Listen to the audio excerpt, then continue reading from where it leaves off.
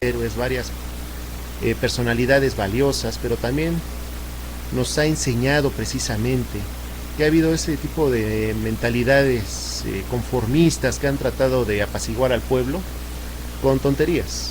O sea, siempre que sale un héroe, sale un villano. Y si sale un héroe con algunas ideologías más fuertes, más duras, sale aquel tirano con ideas más fuertes también para apaciguar. Bueno, entonces, por ejemplo, en esa, yo veo que parte de esta ideología básica de los artistas viene de un modelo mental. ¿A qué me refiero con modelo mental? Si el abuelo, el bisabuelo, el abuelo, el papá vienen con mentes derrotistas, a la persona le transmiten eso. Es lo único que dejan en herencia. Sí. Y no es algo que lo dejen de forma directa, todo esto viene de una manera inconsciente, tomando en consideración que en la mente humana existen tres formas: la forma consciente, la forma inconsciente y la forma subconsciente. Entonces el inconsciente, directamente enfatizo en este segundo punto, es como que la esponjita que va absorbiendo todas estas cosas que se van transmitiendo de una manera automática. Entonces, dentro de esa forma, de ese modelo mental, parte es: mientras yo gane, no me importa lo que los otros pasen. A que lloren en mi casa, que lloren en otra. O sea, todo ese tipo de mentalidades derrotistas, conformistas, absurdas, mediocres, siento que es lo que hace énfasis al arte que pues tanto daño le está haciendo a estos pintores, ¿verdad? Porque siento que es muy repetitivo lo que hacen. O sea, que se atrevan en realidad a salir, como muy pocos en realidad se han atrevido, que vayan precisamente a la crítica, pero crítica de veras, no crítica de gente que cree ser crítico, o sea, gente precisamente que se dedica al arte, no de crítica, por supuesto. De cantina, ¿no? No, por supuesto, o sea, que no, crítica de... y con unas copas y que yo soy más huevón y que tu Sí, una crítica que además que demuestre, ¿no? Que no vaya encaminada tanto... Ya lo decía por allá en Ajá. Pues muchos que conocerán. Por supuesto, la obra, mira, la obra habla por el artista mismo. Si en realidad la obra va cargada de un sentido de expresión, de sentimiento, y eso unado a una buena publicidad, pues, o sea, uno ya está del otro lado, ¿no? Así es. Así es. Sí, es muy interesante eso. Entonces, sí coincidimos en que a veces la misma cultura que arrastramos tanto tiempo pues provoca que tengamos esos hoyos, esos vacíos, ¿no? De creación. Y porque hay muchísima gente aquí en esa y en otras partes, no nomás aquí. Tiene mucho talento. Así es, por y supuesto. A veces le dicen, es que tengo la oportunidad. ¿Por qué te he preguntado si esta situación de que de pronto el Estado de México te faculte en su forma de mandarte como embajador, o sea, como así es, como un ¿no? agregado cultural. Ándale, un agregado. Por supuesto. O sea, pero no fue algo así como fortuito, no fue algo así como que andabas con tu bolsita buscando a ver dónde caía el granizo, ¿no? No. O sea, no, todo esto conlleva precisamente un antecedente. Y un antecedente claro precisamente han sido las veces que con anterioridad uno ha salido al extranjero. Y no nada más en esas salidas, pues me refiero también a la labor plástica que uno viene desarrollando día con día. Por ejemplo, en mi caso he salido en varias ocasiones. La primera vez que salí yo al extranjero fue en Cuba, fue en mayo del año 2010. Pues ahí precisamente llevaba yo digamos que toda la encomienda de dejar bien a México, porque hay que considerar que ningún otro artista pintor mexicano fue al Festival Internacional de Poesía del año 2010 en La Habana, Cuba. Entonces, en esa ocasión yo pinté un mural de 20 metros cuadrados con el tema del bicentenario, que precisamente eran las fiestas en México de nuestro bicentenario. Entonces, a raíz de eso, bueno, se dieron conferencias, me dieron el premio, bueno, un reconocimiento internacional que se llama Amelia Peláez 2010, me lo dio toda la plástica de Cuba. Entonces digo, como ya veía ese tipo de antecedentes, lo vimos también, por ejemplo, en el año 2011, ¿no? Donde tuve también la oportunidad de ir a Costa Rica, en Centroamérica. Ahí vi por primera vez a la luz las ideas básicas de la triangulación dinámica. Esto fue en el Museo José Figueres Ferrer, ubicado en San Ramón de Alajuela, en Costa Rica, ¿no? Precisamente es en una provincia un tanto cercana a lo que es la capital de San José. Hay que tomar en consideración que este museo es uno de los más importantes de ese país.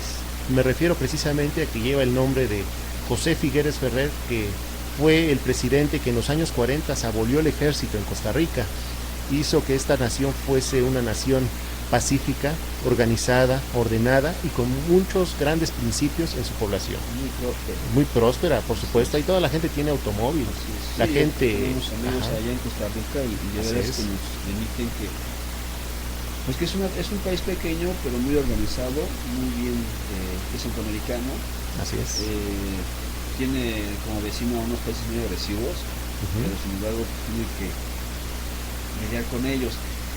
Y ahorita que comentaste esto de Costa Rica, yo te voy a preguntar porque me quedé con la duda ese día allá en la entrevista que tuvimos en tu estudio. Nos mostraste una grabación en donde, entre otros comentarios, otras entrevistas, porque es muy interesante esta, donde te dice el locutor, ¿no? Sí. O sea, yo te voy a preguntar tal cual es. De la tierra de la Virgen, de la tierra de María, de la tierra de la Guadalupana. Claro, sí. Los guadalupanos. ¿no? Lupitos, ¿verdad? Así es. Y hizo mucho énfasis en eso, como si nosotros fuéramos nada más eso. Así es. O sea, yo te pregunto ahorita ya a mucha distancia, ¿te molestó eso? Pues a mí sí me hubiera molestado. No, definitivamente. A mí sí me hubiera molestado porque calma, tranquilo y nos vamos. Así es. Lo que pasa es que en aquella ocasión me entrevistaron en una radiodifusora llamada Radio Sideral, que está en la región del occidente, allá en Centroamérica. Ahí me preguntaba el locutor Pategüey, creo que se llama. Sí. Me comentaba que qué significaba en realidad la esencia de la guadalupana en el espíritu mexicano. Sí.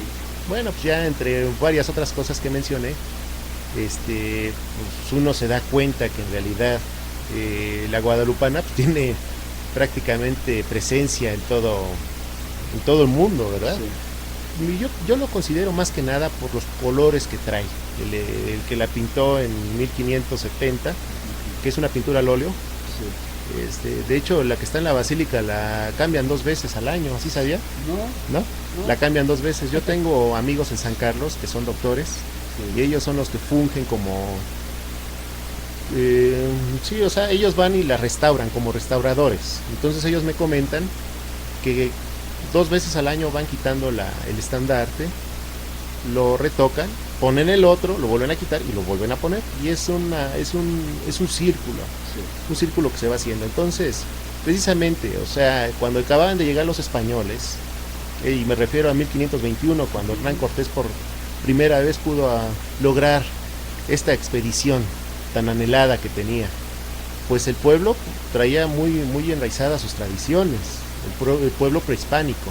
Y todavía. Sí, entonces se necesitaba precisamente, ellos traían toda esta religión cristiana, sí, para enraizarla, pero ¿cómo lo iban a hacer contra un pueblo que ya tenía siglos con tradiciones prehispánicas, adorando al sol, adorando a la muerte, a la tierra? Exacto. Entonces ellos trataron de hacer una fusión, y una fusión precisamente con las ideas que traían estos personajes, con las ideas que estaban aquí. Entonces precisamente en 1571 se encomendó que se hiciera esta fusión, y como resultado dio al estandarte de la guadalupana. Y bueno, se conoce precisamente por los colores de México y por la piel morena. Pero yo preguntaba más que nada por esa situación, como si nada más México fuera, y volvemos a lo mismo, ¿no? Sí, como si fuera Chespirito, como si fuera guadalupano, y como si siempre le diera a la América, ¿no? Ah, sí, ¿verdad? Todo el mundo le va a la América aquí. Y para acá vamos a hablar que todos somos turistas. Así es. O sea, a eso yo iba. O sea, a donde vayas, te van a decir, habrá un turista que te diga, pues tiene de la cultura guadalupana y su esencia, espiritualidad, y tú tienes que decir, chihuahuas, ¿qué le digo? Porque es bien visto que él viene ya con prejuicios muy grandes de que yo soy un guadalupano de esos tipo sufrido, bondadoso, ¿no? De esos que van caminando de rodillas, ¿verdad? El 12 de diciembre. Que ya estamos próximos, así que ya vete aligerando las rodillas. Así es. Entonces, eso es lo que yo iba. No es molesto para eso, no es molesto para ti que ahora que vayas al extranjero te tengan en ese concepto mexicanismo. Sí, yo pienso que no, hasta cierto punto, ya, porque hablemos de Europa. Sí, porque, bueno, yo considero que la guadalupana como tal es un ícono mexicano, en donde quiera que uno se pare, ¿no? Porque la Tonantzin la Tonantzin, y hay que tomar en consideración también lo que quiere decir Guadalupe, Guada, agua, lupus, lobos, los lobos del agua. Sí. Entonces, bueno, pues es básicamente esa reinterpretación que se da como una especie de ícono, y tomando en consideración que la guadalupana ha estado presente, por ejemplo, en el grito, ¿verdad?, de Dolores, con don Miguel Hidalgo.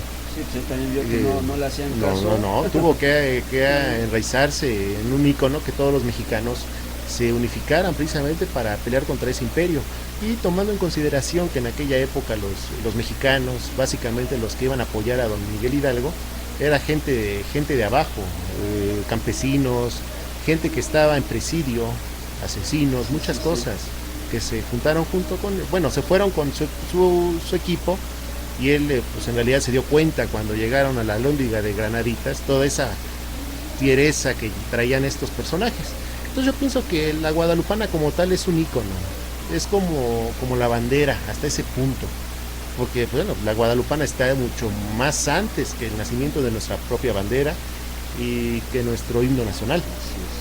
Entonces yo pienso que es algo padre. Yo de hecho he trabajado con la guadalupana y he hecho algunas obras enfatizadas en este ícono de México. Yo pienso que hablar de la guadalupana es de igual manera identificar automáticamente a México, tanto como el guapango de Moncayo o el danzón número 2 de Arturo Márquez.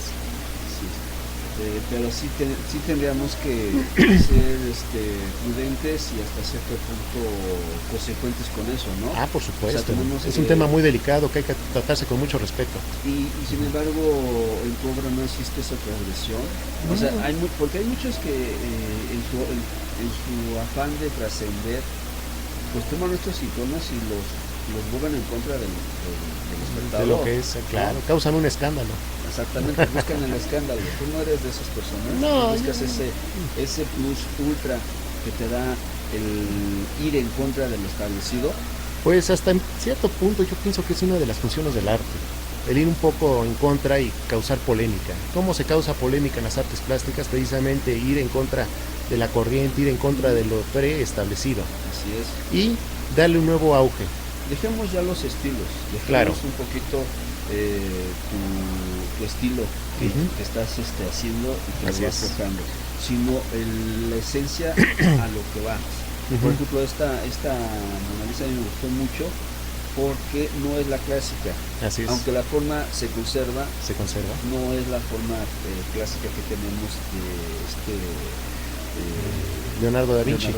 Así es diferente. Así es. Sobre ese mismo punto no hay una obra tuya que transgreda, que diga chihuahuas. Bueno, por ejemplo, la Marilyn Monroe, lo que iba a decir. Exacto. Así es. Le cortas el vestido y se lo haces más chico y entonces muestra su sexo a la vista del y que por cierto es un sexo muy al natural, ¿verdad? Sí. Sin depilar. Así es. Que cuentan las malas lenguas que eso fue lo que cuando vino aquí a México ya sus últimos años, un fotógrafo le sacó la foto y tuvo la idea de decir, por cierto, Marilyn Monroe no es de natural, todo el mundo lo sabíamos. Bueno, todo el mundo lo sabía en ese entonces. No, porque tenía vello negro. Sí, por eso.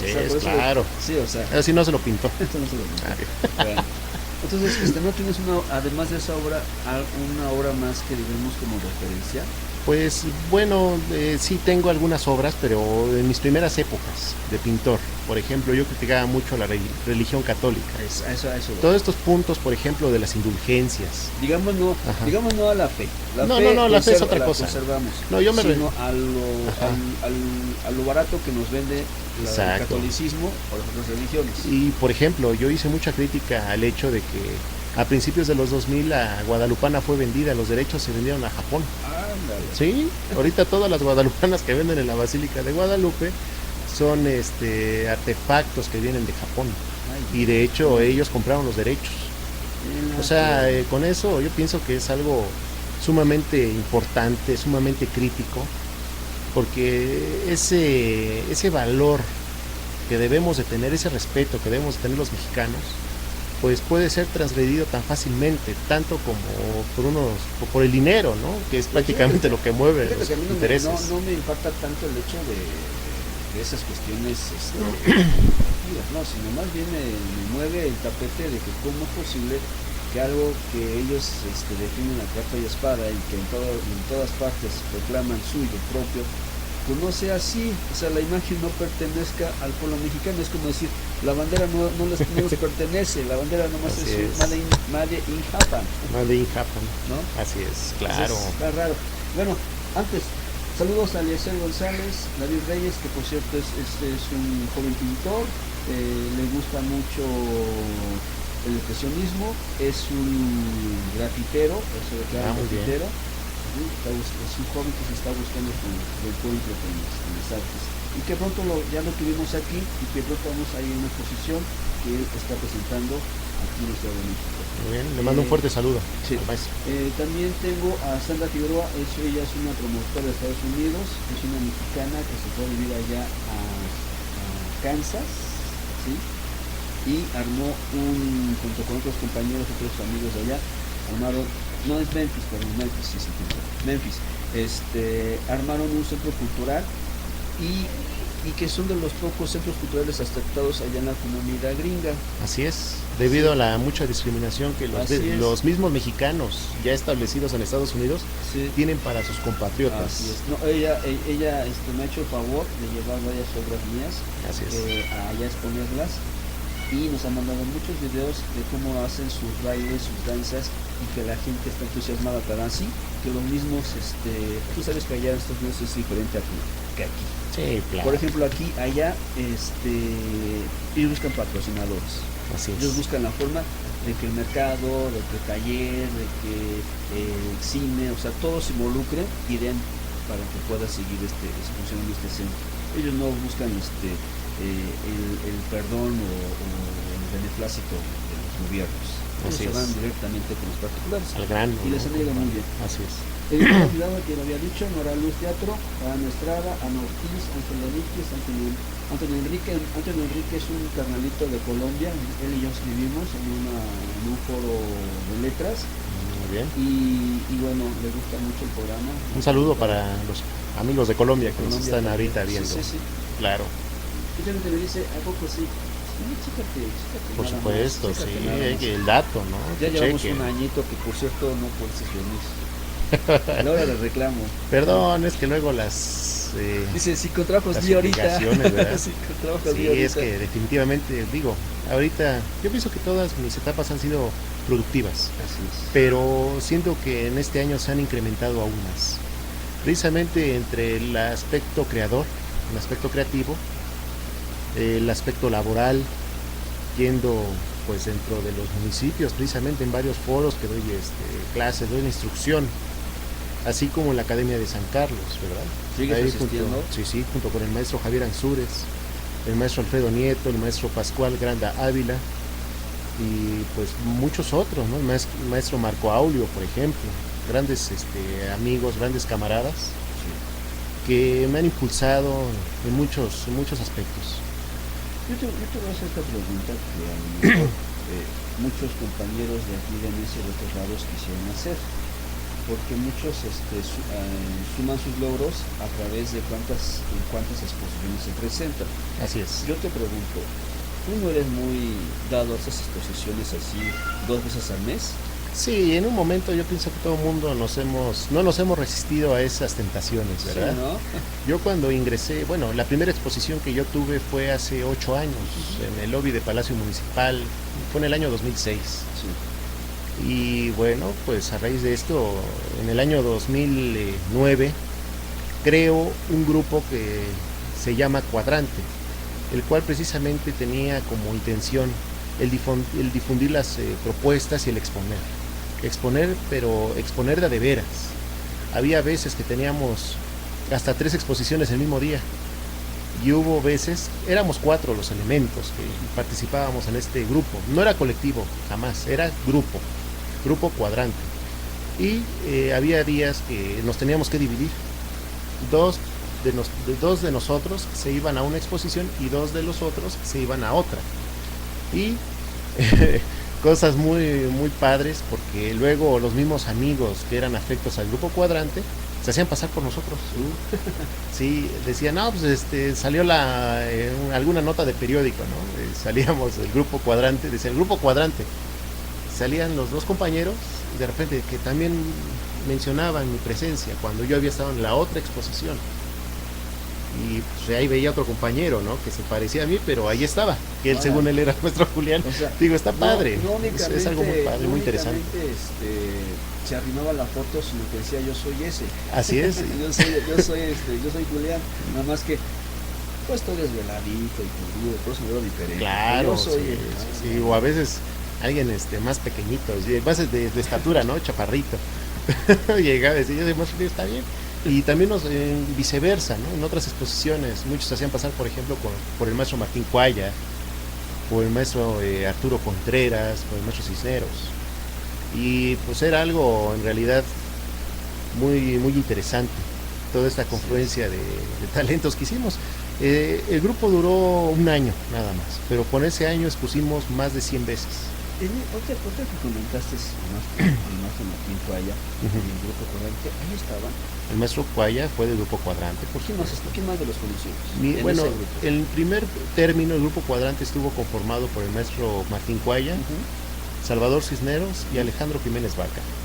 Ya después, bueno, y un servidor.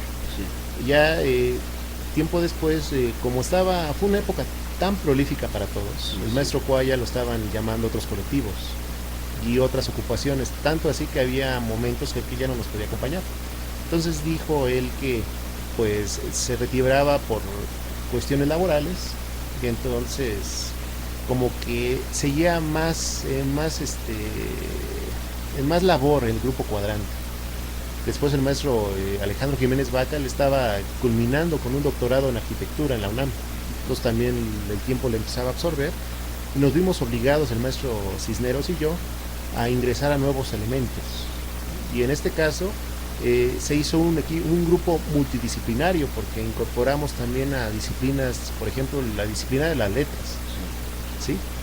Incorporamos a uno de los maestros, un psiquiatra, un psicólogo, psiquiatra y psicólogo, e incorporamos también son de los que se preguntan y se responden. Así es, y también poeta. Y también incorporamos al maestro Arturo Contreras, grabador, que precisamente el maestro Contreras acababa recién llegado de Alemania.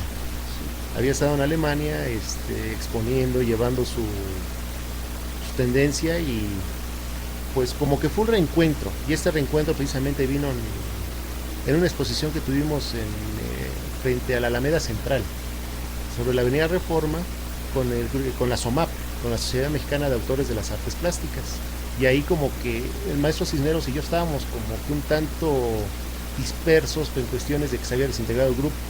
Entonces fue como que una segunda época del grupo cuadrante, cuando se incorpora el maestro Arturo Contreras y el psiquiatra.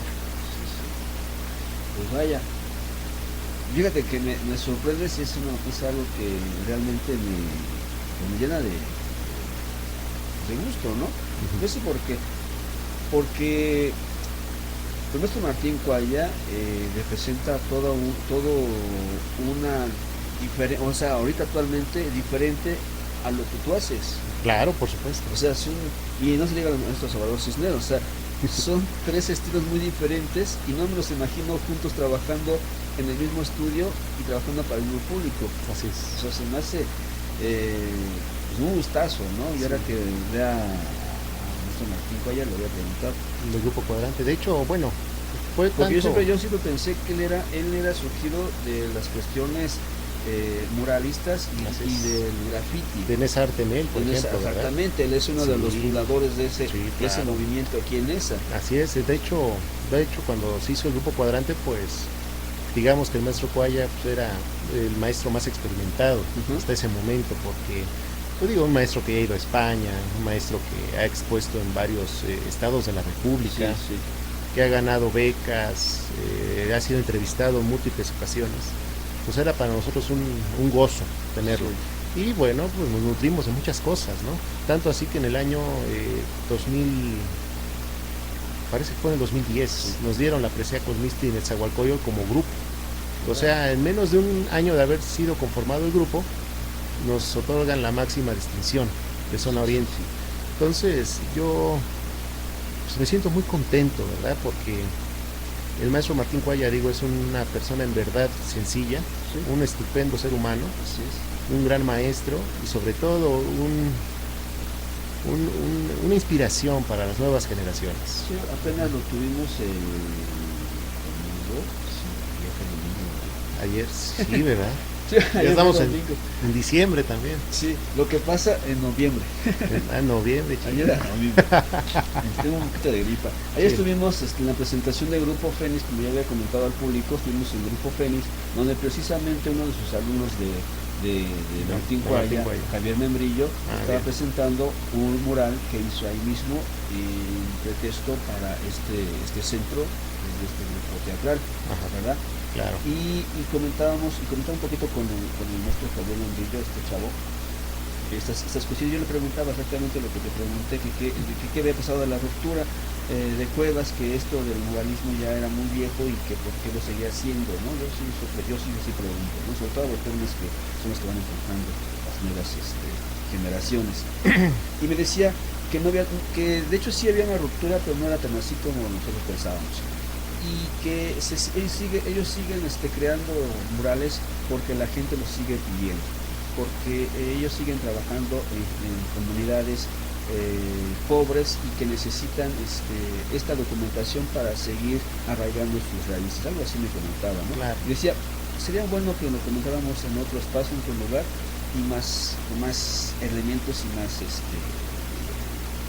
más espacios. Correcto. Y ahorita que comentas de Martín Cuaya se me hace sorprendente porque otra cosa que yo quisiera saber si todavía estás contra los muralistas. No, en absoluto. Yo pienso que el mural... ¿Pero tú no haces murales? No, sí, ¿cómo no? O sea, sí, de hecho pero yo... no como los murales que hacen iconos prehispánicos. No, yo... Colots,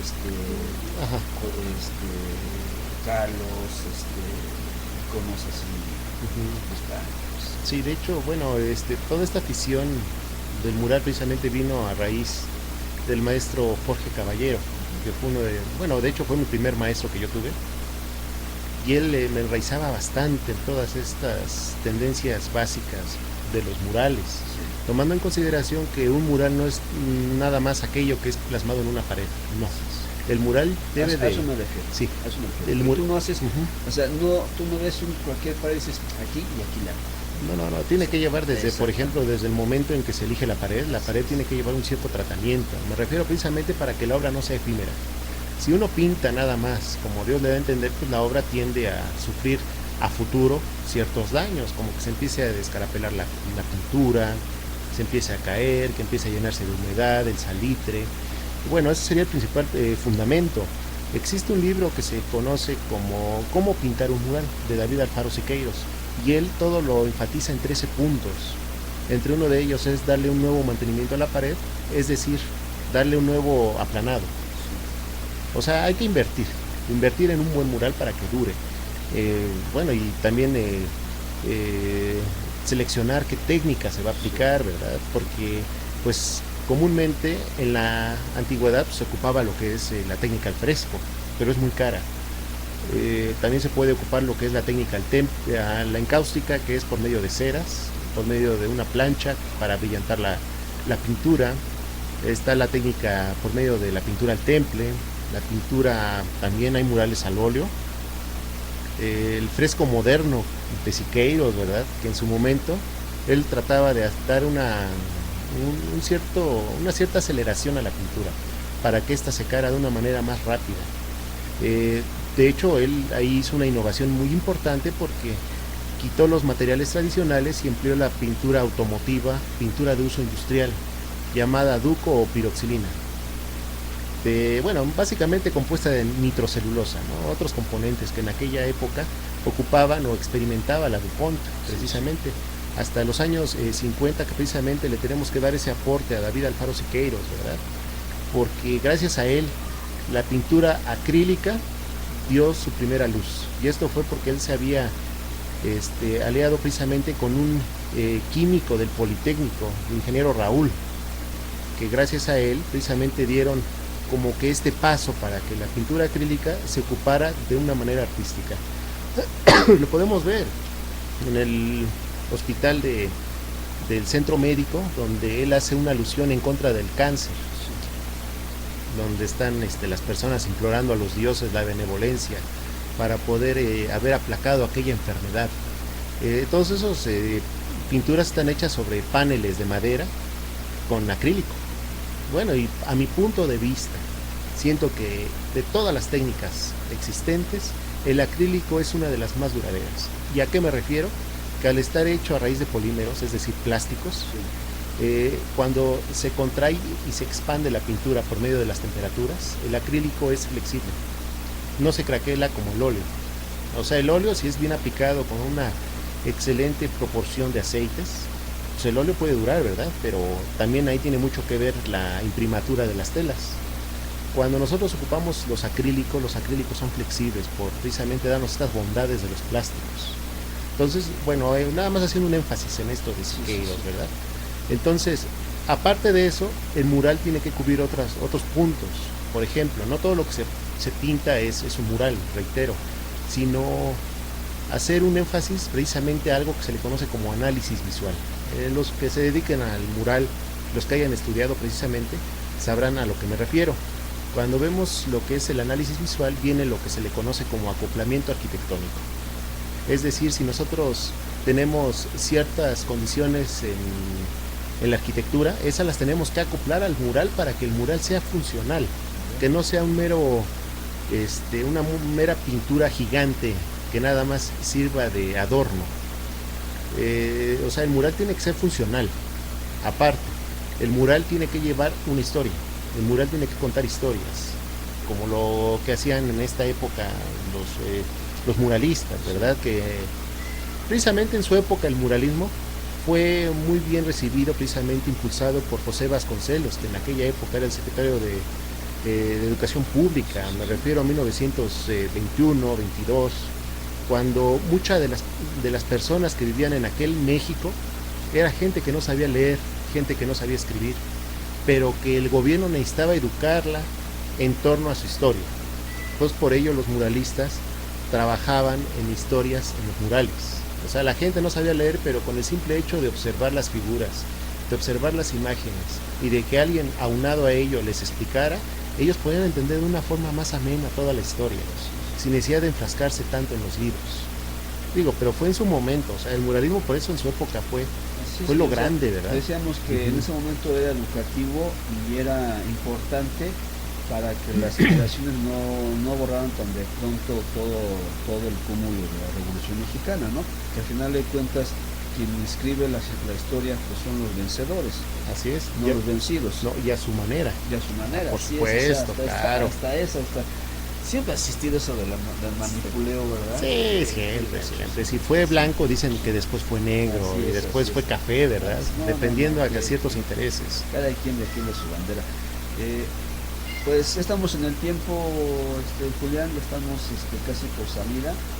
Y me gustaría hacerte muchas otras preguntas, pero el tiempo apremia. Pero ser la última. Sí.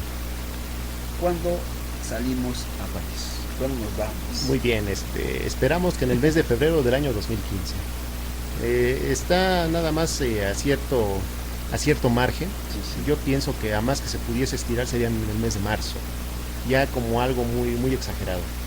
Pero tenemos como principal fundamento salir entre el 20 al 25 de febrero del año 2015. O sea que ya estamos próximos. Así es. Ya estamos haciendo maletas y todo. Sí. ¿Vas a presentar en ese tiempo que falta, vas a presentar obra, vas a mostrar un poco de lo que vas a mostrar allá, o allá vas únicamente a exponer la teoría?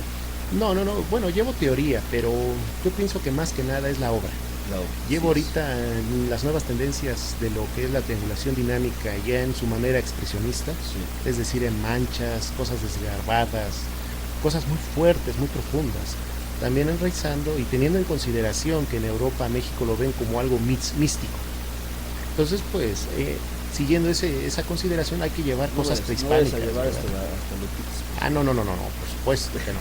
Pero sí llevar cosas un tanto prehispánicas, pero no en lo tradicional que todo el mundo se enfrasca. Así es. Sino llevar algo que precisamente tenga cosas prehispánicas, pero con raíces modernas. Y bueno, también hago un tanto de énfasis en estos tiempos, bueno, en estos meses que quedan, que prácticamente ya son 2, ¿verdad? Sí, los que tenemos. Sí.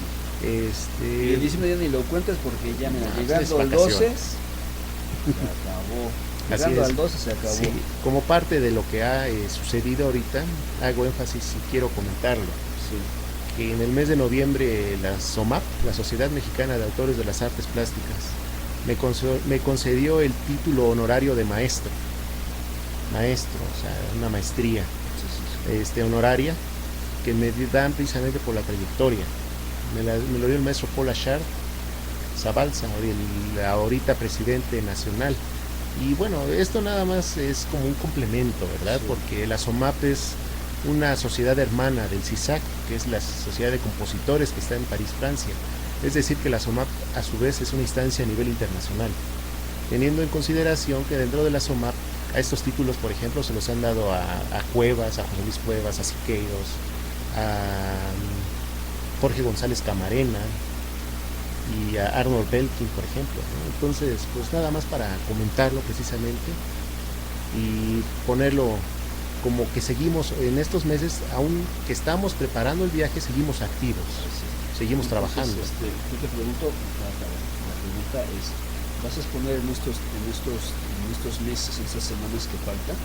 No, bueno, parte de... Sería bueno, ¿no? Sí, parte sería interesante darte la despedida y saber qué es lo que estás haciendo. Sí. Al menos, no sé, te presto mi patio si quieres. Claro. O sea, al estilo muy necesario, piensa en otras partes, ¿no? Así es. Lo hacen en el patio, lo hacen en la callecita. Claro. ¿No? Bueno, de hecho, ahorita está una exposición montada en el Centro Cultural Tonatiuh-Cali en Chicoloapan. Ahí todo el pasillo y toda la galería me invitaron precisamente el presidente municipal, el licenciado Andrés Aguirre, a exponer pues, prácticamente toda la obra de la triangulación dinámica en su última etapa. Fíjate, ahí la tenemos. Sí. ¿Cuánto tiempo tiene? Bueno, ahorita tiene un mes que está expuesta, supongo que se va a dejar otro mes, supongo. Nos enteramos bien o nos enteras bien para ir a visitar. Por supuesto. Y hacer un pequeño reportaje de todo eso, porque sí es interesante que tengas todo ahí, si está parte de la obra. Pues ahí vamos a visitar. Sí, esta exposición precisamente se inauguró a raíz de un cartel internacional que trajeron, un festival internacional que se llamó Por la Paz del Mundo, donde entre otras actividades multifacéticas que se hicieron en ese festival, estuvo el grupo Paté de Foix, con mi amigo Yayo González, que por cierto le mando un fuerte abrazo.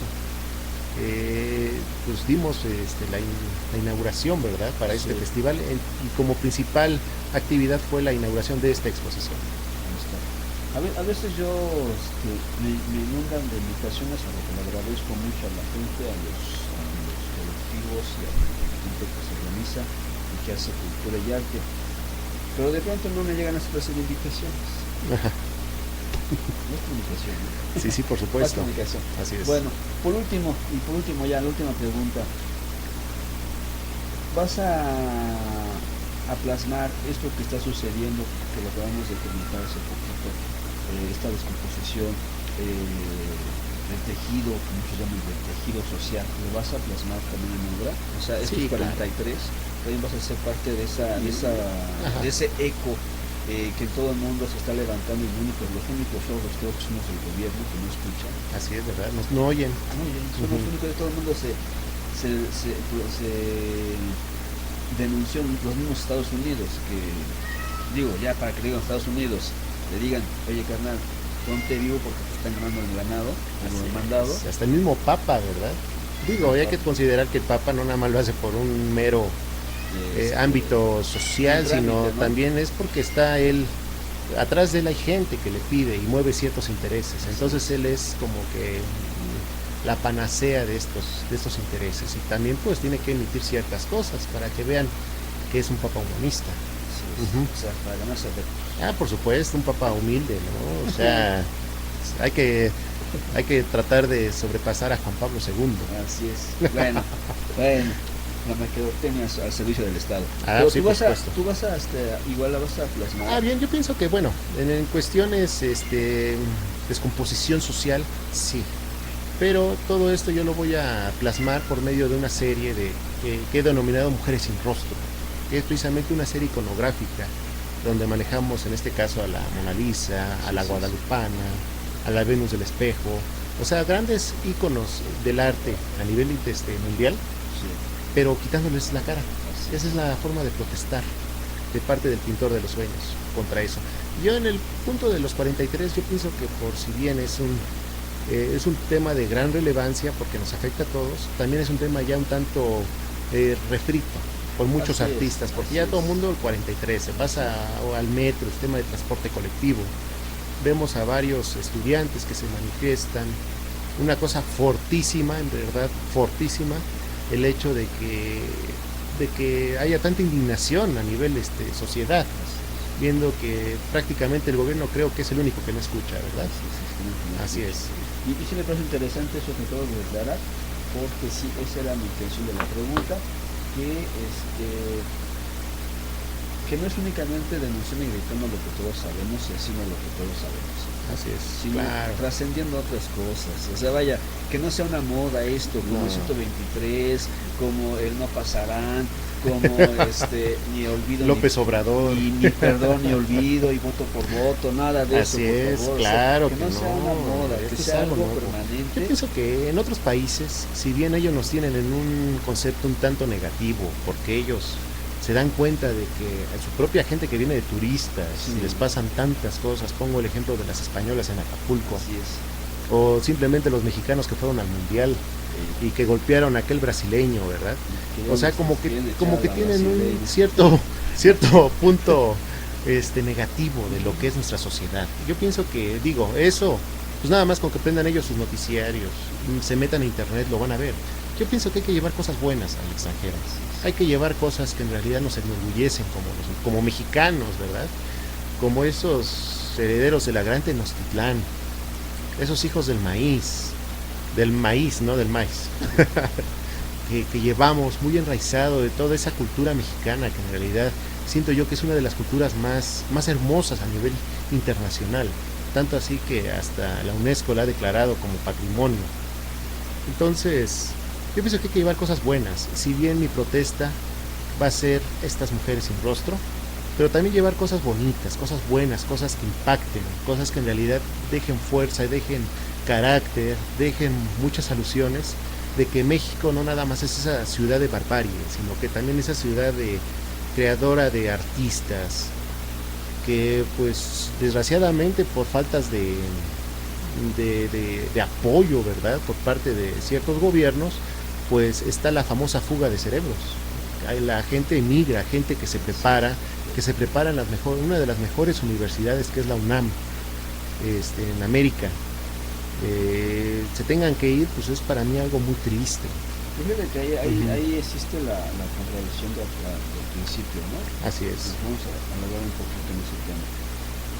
La conclusión del tema era de que tienen que buscar emigrar a otros lados, tienen que irse a otros lados los artistas para exponer y ser conocidos y que su obra sea reconocida y que tenga un lugar en la historia mundial. Así es. Entonces, los cerebros pues lo mismo, ¿no? Donde quiera que sea, deben de estar ellos. desgraciadamente México no da oportunidades, no da garantías, no da confianzas. Ahorita mismo están haciendo un recorte más todavía a la cultura y a la educación del presidente. Entonces tienen que emigrar a otros lados. Claro. O sea, la fuga de cerebros como de artistas no es por grito, no porque quieren, sino porque tienen que buscar otras oportunidades. Pero yo creo que esa gente aún así lleva muy alto México. Por supuesto, y si de una claro. forma Julián David se va a Europa, exiliado, y allá hace una obra y la reconoce el mundo como otros artistas que ellos toleran. Así es.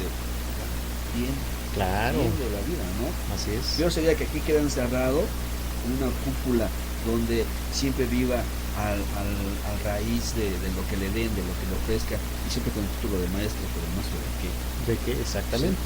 Sí, O sea, bueno, es la contradicción, por eso. sí, yo pongo por ejemplo el caso del maestro Francisco Toledo, que él siendo de Juchitán, de Oaxaca, él expuso, me parece que en el año 58 en la Galería Sosa, Sí. que era en aquel entonces Luis Sosa, el papá de la olla Lourdes Sosa, ¿verdad?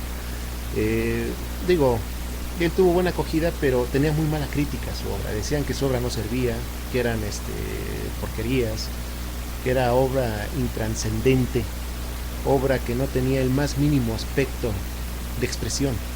Él se fue a Europa, precisamente en París, Sí. y allá triunfa. Vemos otro caso del maestro José Luis Cuevas, también a raíz de todo de su época que le tocó vivir. Sí. Él va a Europa, ¿no? Y pues allá también triunfa. Es algo muy interesante este fenómeno que se ha suscitado, y no nada más en esta época, ni en el siglo pasado, sino siempre ha sido así. Sí. Y prácticamente la capital del arte es París, ¿no? Sí. Pues allá vamos, y ojalá con la suerte, que no sea tanto la suerte, sino que sea más bien tu talento, tu estrella, o sea, tú mismo, ¿no? Claro, Creo yo que eso es algo más interesante, ¿no? así es. No sé si exista la suerte en los artistas. De pronto hayan artistas que por suerte están ahí arriba, y me refiero a Sebastián. Ah, sí, por supuesto. Ya Me de refiero hecho, a Sebastián. su monstruo gigante que tiene como fundación ahí en patriotismo, ¿verdad? Sí, Que es sumamente elitista. Es sumamente elitista y pues, qué triste en verdad que sí. gente que se dedica a hacer papiroflexia llegue a esos niveles. Pero bueno, hay que ver también cosas positivas de Sebastián, como su esmero al trabajo, Pues su sí. afán de buscar ciertas cosas, ¿verdad? Ujú. Bien. Esto fue, amigos, Cosa Cultural, Análisis Crítica. Me dio mucho gusto que hayamos tenido en esta ocasión a una persona que ya la conozco de tiempo, y que siempre que la veo siempre me está contando cosas, o sea, siempre va Así hacia es. adelante, ¿no? Por supuesto. O sea, siempre va hacia adelante, y eso es muy grato de conocer. Y bueno, pues algo más que quieras decir al último. Pues les mando un fuerte abrazo, un gran saludo a todos los televidentes, ¿verdad? Que nos están viendo, los cibernautas, le dicen hora de televidentes, labor acá en cibernautas y astronautas. Hay que mandarles a todos un fuerte abrazo. Pues muchas gracias. Esto fue Cosa Cultural, Análisis Crítica. Nos vemos, amigos. Ya saben, hoy es lunes, y curiosamente los lunes, como yo les siempre le he puesto, le pongo, las gallinas ponen, en esta ocasión, Cifuso. Vamos, muchas gracias. Gracias, hasta luego.